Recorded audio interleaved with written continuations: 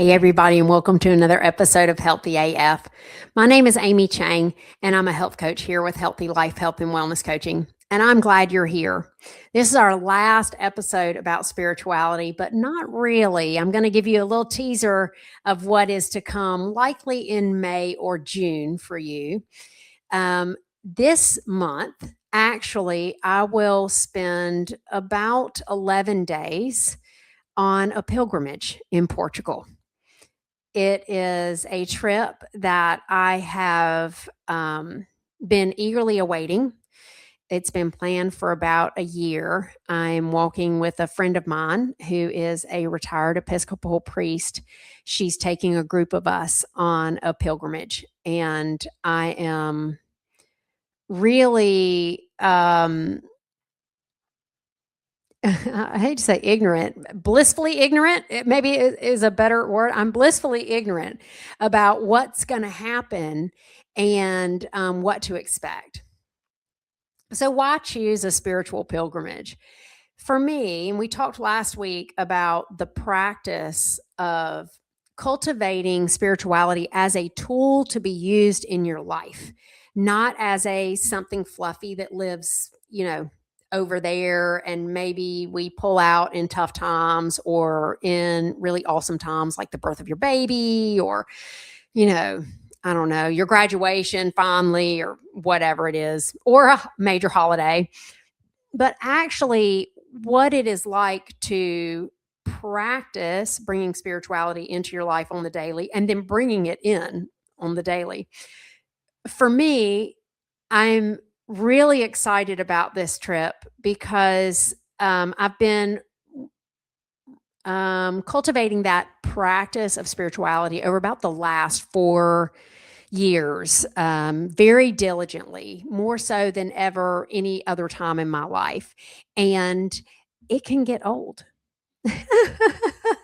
I don't know if I'm supposed to admit that, but like diving into your connectedness and the trust and the stillness and the presence, sometimes can just feel ho hum. And so when I heard that my friend Carla, I'm hoping to get her on the podcast here in a few weeks, maybe after we get back. When I heard that she was running trips, I said, if you do this one trip, I count me in, I'm signing up. And she said, I'm not doing it in 25, but I will do it in 26. And so I've been waiting since probably late 2024 to be able to go on this trip. Why do it? Because sometimes when we have a practice that we love, that we know is a good tool in our toolbox, we need to shake it up a little bit. Think about if you're a runner, every once in a while, you need to run a race. You need to hit that 5K or 10K or half marathon or God help us all, an ultra. If you're a CrossFitter, every once in a while you need to compete, even if it's on just a Wednesday morning in the gym and you're like, hey, I'm going to beat her down, whatever it is. Every once in a while, every tool in your toolbox, including your spirituality, needs a little infusion of new passion. And here's a fun fact. My pilgrimage and my spiritual development and reconnection started the moment I signed on the dotted line and made the first payment. Yes, there were multiple payments. Made the first payment. Because then I knew something big was coming. 11 days of walking beside other pilgrims. 11 days of just being with me and my spiritual side. 11 days of practicing stillness and oneness and deep connection and love. Whew. I'm very excited. I'm not promising that when I come back, I will be the Dalai Lama.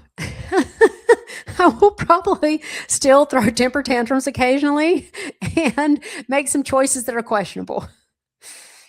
But this has become part of my spiritual practice, is that periodically I got to pump up my spirituality. Sometimes it looks like a day by myself at the beach.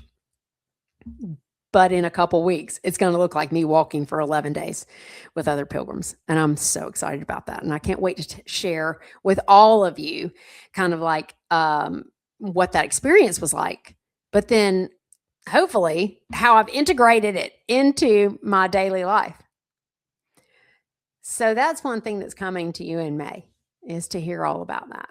And I wonder now, what is it that you do for the tools that become ho-hum to infuse that passion back into them? Is it a competition? Is it a complete immersion? What do you do for your marriage? What do you do for your exercise habit? What do you do for your nutrition goals? What do you do for that one coworker that drives you a little crazy, and on the daily you're practicing, your tolerance and love and patience with that person, and sometimes it just needs a little infusion? What is it you do? And what is it you do for your spirituality? So I think those are cool questions to contemplate. The other thing I wanted to bring up is really when you bring that spirituality into your life, and we've talked about several ways that it impacts behavioral changes, it impacts your conversations and your connectedness and your tolerance and your ability to be present. When you start utilizing that as a tool, one of the most beneficial ways that tool has come into my life is that deep belief that everything is okay. What if you had a very deep, I'm talking about still waters run deep, deep belief that actually everything was okay? Not a denial, not a delusion. You don't even have to like what's going on, but that everything was okay, a trust that everything was okay and that you were okay. For me, when I tap into that sense, I can avoid making choices out of fear. And we talked all month last month in March about motivation. And we talked about, skimmed over how fear can be a motivator. And I don't ever think it's good. I don't ever think fear is a good motivator. It's outside of like survival skills. It might be a good like spark plug for you to start, but it's not a sustainable motivator. So what helps us come out of that? That deep sense that actually I'm okay and everything is okay, and I can trust that that is true. I think that's one of the biggest benefits I see in my area of life, behavioral change and growth, is that when you really have that sturdy sense, when you've bolstered it up, when you've practiced it daily, when you've infused it with passion when needed, that actually you are okay and everything is okay. Now choose. There's so much power in there. I'm going to leave you right there today. Is there something in your life that you don't like, that you're a little worried about, that you might even be fearful of, that you can infuse a little bit of it is okay and I am okay, and I can choose what I want to do about this?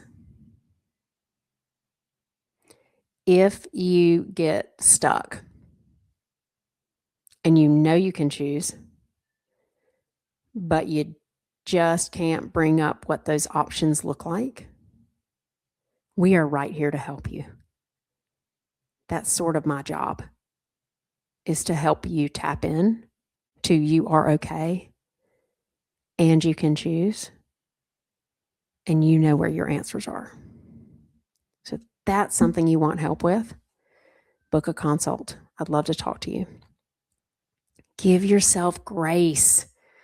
Love yourself. Open up and be spacious. Know that you are okay. And I will see you next time on Healthy AF.